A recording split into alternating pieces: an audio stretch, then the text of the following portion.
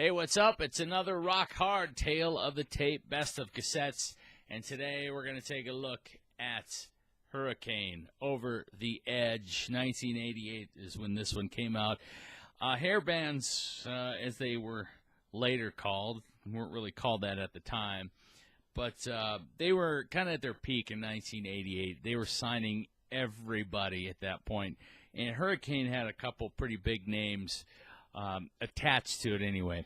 You had the younger brothers of Carlos Cavazo and Rudy Sarzo of Quiet Riot, and that was Tony Cavazo and Robert Sarzo had put this band together. They had an EP out before this, or just kind of a demo almost, and then they put this one out in 1988. Kelly Hansen was the vocalist on this one. Just an amazing singer. Tell you how good he is. He is now the singer for Foreigners, so they thought enough about him to bring him in. So a very talented guy and a very talented band, to be honest with you.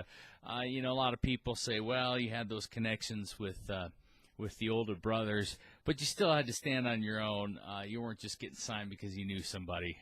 Well, maybe you were, but that's beside the point. This, again, very solid release. They had some really cool songs on here. Over the Edge, We Are Strong was a great song. I'm On to You. Give Me an Inch, a little more of a pop sounding to that one. They had a great version of Alice Cooper's I'm 18. You also had Mike Clink and Bob Ezrin involved. So, this was just a high-quality release and some pretty good songs. The band wasn't super tight. You could tell on a few songs. It just wasn't flowing perfectly yet, but certainly had a lot of potential.